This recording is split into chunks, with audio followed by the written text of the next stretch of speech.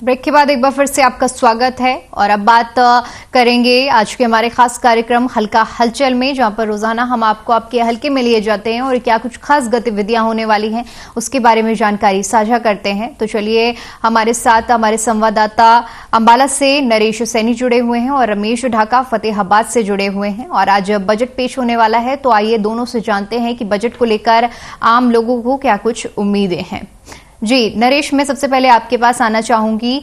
आज जो बजट पेश होना है और कल इकोनॉमिक सर्वे भी पेश किया गया है, ऐसे में अंबाला के लोगों को इस बजट से क्या कुछ उम्मीदें हैं?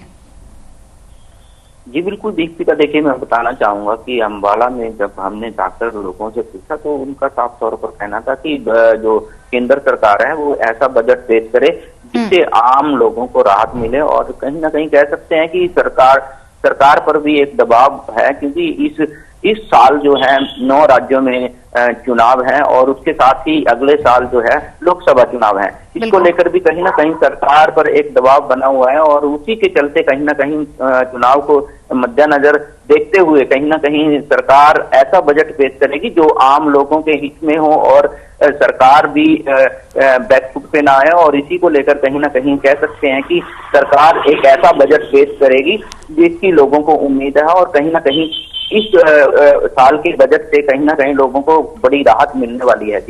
जी रमेश, मैं आपसे जानना चाहूंगी कि आज बजट पेश होना है और ऐसे में लोगों को क्या कुछ उम्मीदें हैं वहां की?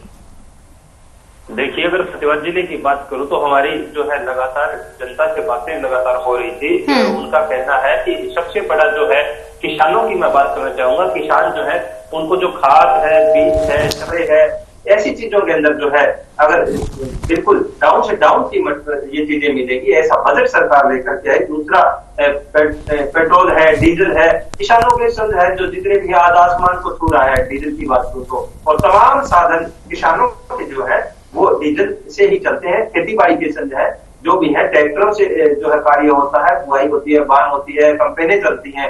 डीजल के ऊपर कीमत पे ये जो किया जाए, गैस के दाम आसमान छू रहे हैं, रसोई गैस है, ग्रामीण क्षेत्र है, गांव के लोगों को क्या चाहिए, ऐसी चीजों के अंदर बिल्कुल ही ऐसा बजट लेकर के आए सरकार। जैसे मेरे सहयोगी कह रहे थे कि 2024 के अंदर जो चुनाव होगा उसके अंदर सरकार का एक अच्छा मैसेज भी जाए और सरकार ऐसा बजट लेके आए जिससे जनता सुखी हो सके और उनकी जेब के ऊपर भारी खर्च ना पड़े। जी बिल्कुल ठीक है नरेश, मैं आपके पास आना चाहूंगी। किसानों को लेकर अगर बात की जाए तो इस बजट से किसानों को क्या कुछ उम्मीदें हैं? जी बिल्कुल, देखिए हालांकि किसान बड़ी उम्मीद इस बजट से लगाए हुए हैं, क्योंकि पिछले दिनों काफी जो है किसानों के प्रदर्शन भी जारी रहे हैं और अब गन्ने के मूल्य को लेकर भी प्रदर्शन किए हैं। इसके साथ ही खाद, बीज और भी कई अन्य मुद्दे हैं जो किसानों के, और साथ ही जो फसल खराब होती है उसकी स्पेशल गिरफ्तारी करने की जो बात कही जाती है उसको लेकर भी कहीं ना कहीं किसान समय समय पर जो है प्रदर्शन करते रहते हैं। कहीं ना कहीं एक मुद्दा सरकार के ऊपर ये जरूर रहेगा कि किसानों को कैसे किया जाए, और किसानों के बड़े मुद्दे हैं उसको लेकर कहीं ना कहीं सरकार जरूर दबाव में है। कह सकते हैं कि जो किसान है वो एक बड़ी उम्मीद जो सरकार से लगाए हुए हैं कि वो उनकी जो उम्मीदों पर खरा बजट पेश करे। और इसके साथ ही जो आम लोग हैं, गृहणियां लगा लो, गृहणियों को लेकर कहीं ना कहीं एक महंगाई बड़ा मुद्दा आज अंबाला में नजर आया है। अंबाला क्या पूरे हरियाणा और पूरे देश में महंगाई का मुद्दा साफ तौर पर नजर आ रहा है और इसको लेकर कहीं ना कहीं सरकार जो है वो ऐसा बजट पेश करने की उम्मीद जो है लोग लगाए हुए हैं कि सरकार इस बार कहीं ना कहीं लोगों को जो है बड़ी राहत देगी। और जो व्यापारी लोग हैं उनका भी साफ तौर पर कहना है कि जो टैक्स है वो कहीं ना कहीं उसको लेकर भी कहीं सरकार जो है कुछ राहत दे। और इसके साथ ही जो साइंस व्यापारी हैं उनका साफ तौर पर ये भी कहना था कि जो अंबाला से चंडीगढ़ के बीच एक मेट्रो जरूर चलाई जाए और जो G20 की जो बैठक होनी है इस वर्ष जो, तो कहीं ना कहीं एक बैठक अंबाला में भी लगाई जाए ताकि यहाँ के लोगों को जो व्यापारी हैं उनको इससे काफी फायदा मिलेगी। ठीक है रमेश, मैं आपसे जानना चाहूंगी कि व्यापारी वर्ग की अगर मैं बात करूं तो फतेहाबाद में जो व्यापारी वर्ग है वो कैसी उम्मीदें लगा रहा है इस बजट को लेकर? रमेश, मेरी आवाज आ रही है आप तक? सुन पा रहे रमेश? ठीक है, मुझे लगता है आवाज नहीं जा रही है उनके पास। नरेश, मैं तब तक आपके पास आना चाहूंगी कि जैसे कि आपने भी जिक्र किया था इससे पहले व्यापारी वर्ग का, तो अगर स्पेसिफिकली मैं बात करूं व्यापारी वर्ग की, तो उसको क्या कुछ उम्मीदें हैं? क्योंकि इसमें बहुत सी चीजें आ जाती हैं, जैसे जीएसटी और कई तरह की चीजें आती हैं, तो देखा जाए तो कहीं ना कहीं व्यापारी वर्ग के लिए भी ये बजट काफी ज्यादा खास रहने वाला है।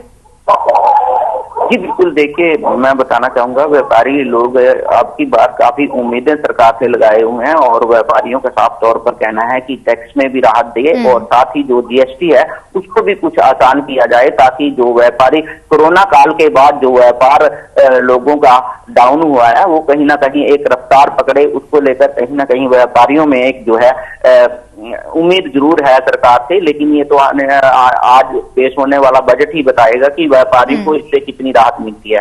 इसके साथ ही शिक्षा विभाग के क्षेत्र में भी जो शिक्षक हैं और जो युवा हैं उनकी भी काफी उम्मीदें हैं, क्योंकि रोजगार का जो एक मेन मुद्दा है उसको लेकर भी कहीं ना कहीं जो शिक्षक और जो है छात्र हैं उनको एक उम्मीद जरूर है कि अब की बार जो रोजगार के अवसर जो सरकार है वो इस बजट से पेश करे, ताकि जो युवा पढ़ लिख कर बेरोजगार घूम रहे हैं उनको रोजगार मिल सके। और साथ ही शिक्षा नीति में भी अब की बार जो बदलाव किया गया है उसको लेकर भी कहीं ना कहीं असमंजस की स्थिति में जो है शिक्षक हैं उनका साफ तौर पर कहना है कि ऐसा बजट सरकार पेश करे जो आम लोगों के हित में हो। जी बिल्कुल, बिल्कुल ठीक बात आपने कही। रोजगार को लेकर कहीं ना कहीं युवाओं की बहुत ज्यादा मंशा है कि कदम उठाए जाए। रमेश, आप मुझे सुन पा रहे हैं? जी रमेश, आपसे जानना चाहूंगी कि नौजवानों और युवाओं की क्या कुछ उम्मीदें हैं इस बजट को लेकर?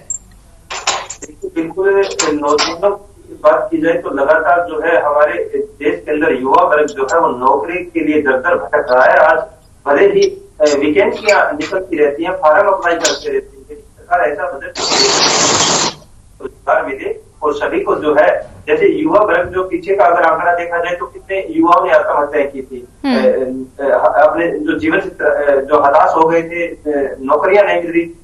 भले ही सरकार कुछ ऐसा समाधान करे जिससे प्राइवेट सेक्टर में हो चाहे जैसे भी हो, बहुत विकल्प होते हैं सरकार के पास, ऐसा बजट लेकर के आए युवाओं के लिए लाभदायक हो और सभी युवा वर्ग को जो है एक रोजी रोटी का साधन हो, इंडस्ट्रियल एरिया जो बढ़ा दिए जाए, जैसे भी हो सरकार ऐसा कोई सिस्टम करे जिसके अंदर सभी को अच्छा सहयोग मिल सके। और हमारे युवा अगर हमारा मजबूत होगा तभी हमारा देश जो है तरक्की कर पाएगा। ये ऐसा सरकार, और उम्मीद भी है सरकार से अब की बार की 2024 का चुनाव नजदीक है, उसको लेकर के ऐसा बजट सरकार लेकर के आएगी जिससे हर गरीब तबके को, मीडियम परिवारों को, किसानों को, फैक्ट्रियों को, जैसे आरती है, व्यापार मंडल है, सभी को जो है, सरकारी कर्मचारी है, प्राइवेट सेक्टर है, सभी को इस बजट का बहुत अच्छा लाभ मिलेगा। और ऐसा ही सरकार की उम्मीदें हैं कि सरकार अच्छा बजट पेश करेगी।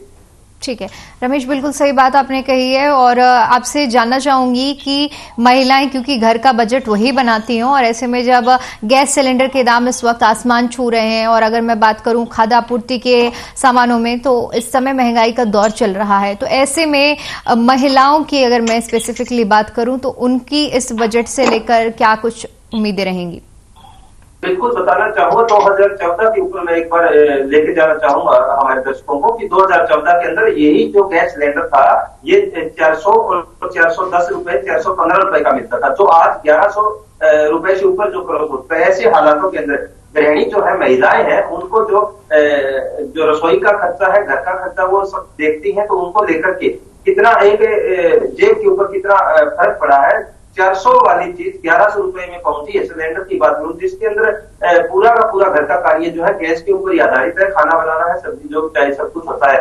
और दाल चावल चीनी जितना भी खाद्य सामग्रियां हैं, सब्जियों की अगर बात की जाए तो आसमान को रेट जो सब्जियों के छू रहे हैं। ऐसे में गृहिणी की जो है, महिलाओं की सबसे बड़ी समस्या है कि सभी खाद्य सामग्रियां हैं, तो इस बजट के अंदर उनको बिल्कुल नॉर्मल रेट इनके हो जाने चाहिए। गैस सिलेंडर वापसी 410 और 415 का जो रेट होता था 2014 के अंदर, वही रेट वापसी गैस सिलेंडर का हो, पेट्रोल डीजल के दाम कम हो, खाद्य सामग्री सारी रेट कम हो, तब जाकर के जो है महिलाओं के लिए भी एक अच्छी, उनके चेहरे पर खुशी तभी देखी जा सकती है जब ये रेट इनके बिल्कुल बजट के अंदर बिल्कुल जायज रखे जाएंगे, और तभी वो अपना घर का सभी सिस्टम चला पाएंगी। जी बिल्कुल। ठीक है नरेश, आपसे जानना चाहूंगी क्योंकि पेट्रोल और डीजल की जो कीमतें हैं वो उसमें देखा गया है कि रशिया यूक्रेन का जब से युद्ध चल रहा है तो इजाफा हुआ है और पेट्रोल डीजल पर ही ज्यादातर चीजें निर्भर होती हैं। तो ऐसे में क्या उम्मीदें लगाई जा रही हैं जनता पेट्रोल डीजल को लेकर के, क्या दामों में कुछ जो उम्मीदें हैं उसके बारे में बताइए। देखिए, मैं बताना चाहूंगा कि पेट्रोल डीजल के दाम बढ़े हैं। हालांकि जो इंडिया में जो पेट्रोल डीजल के दाम अब स्थिर हैं, लेकिन दूसरी कंट्रियों के अलावा जो इंडिया है उसमें कहीं ना कहीं पेट्रोल डीजल के दाम एक स्थिर हैं। लेकिन जिस तरीके से पहले लगातार पेट्रोल डीजल के दाम बढ़े, उसकी वजह से जो है महंगाई भी आसमान में पहुंच गई। और क्योंकि पेट्रोल डीजल से ही सभी जो है व्यापार लगा लो और जो ट्रांसपोर्ट है वो उसके चलते कहीं ना कहीं महंगाई पर असर इसका जरूर पड़ता है। और हालांकि पेट्रोल डीजल में कुछ राहत मिलती नजर नहीं आती, क्योंकि अभी भी युद्ध जो है रूस यूक्रेन का चला हुआ है और इसी के चलते कह सकते हैं कि पेट्रोल डीजल में हालांकि कुछ राहत अगर दे सकती है तो वो वैट कम करके सरकार दे सकती है। और इसके साथ ही जो गृहिणी है वो, क्योंकि जो सिलेंडर 500 रुपए में आता था आज वो 1000 के ऊपर पहुंच गया है। इसको लेकर कहीं ना कहीं गृहिणियों का साफ तौर पर कहना है कि जो खाद्य तेल है, रसोई का जो भी सामान है वो कहीं ना कहीं महंगाई के कारण काफी उसके ऊंचे स्तर पर पहुंच गया। और जो रसोई का बजट है गृहिणियों का वो कहीं ना कहीं इससे बिगड़ा हुआ है। और इसी को लेकर गृहिणियों ने साफ तौर पर यही कहा है कि जो सरकार है वो महंगाई पर काबू लगाए, ताकि जो गृहिणी है वो अपनी रसोई को अच्छे से चला सकें और जो गृहिणियों की रसोई का बजट है वो ना बिगड़े। और इसी को ध्यान में रखते हुए सरकार एक अच्छा बजट पेश करे। और रही बात पेट्रोल डीजल की, वो भी कहीं ना कहीं इस बजट से उम्मीद जरूर लगाए हुए हैं जो लोग हैं, क्योंकि पूरा वर्ल्ड भी जो है इंडिया के बजट के ऊपर नजरें हैं पूरे वर्ल्ड की, क्योंकि किस तरह का बजट पेश करता है। और सरकार चुनाव के चलते भी कहीं ना कहीं ऐसा बजट जरूर पेश करना चाहेगी जिससे आम लोग खुश हों और जो आम जनता का जो समर्थन है वो सरकार को मिल सके। ये भी एक दबाव जो है सरकार के ऊपर है। और अब की बार जो आने वाला बजट है वो खास बजट होगा और इसके अंदर काफी राहत लोगों को मिल सकती है। हालांकि कुछ चीजें महंगी भी हो सकती हैं और कुछ चीजें काफी सस्ती भी जो सरकार द्वारा की जा सकती हैं। जी बिल्कुल नरेश, बहुत बहुत शुक्रिया आपका हमारे साथ जुड़ने के लिए। और रमेश, आपका भी बहुत बहुत शुक्रिया हमारे साथ जुड़ने के लिए और तमाम जानकारी साझा करने के लिए। तो आज जैसे कि बजट पेश होने वाला है, ऐसे में आम जनता को बहुत ही ज्यादा उम्मीदें हैं, क्योंकि इस बार मोदी सरकार का ये आखिरी संपूर्ण बजट है। ऐसे में जो लोग हैं वो काफी ज्यादा उम्मीद लगाकर रख रहे हैं, क्योंकि महंगाई से लोगों को निजात पाने के लिए इस बजट के देखा जा रहा है। चलिए फिलहाल के आज के इस कार्यक्रम में इतना ही। देश और दुनिया की तमाम बड़ी खबरों के लिए बने रहिए हमारे साथ।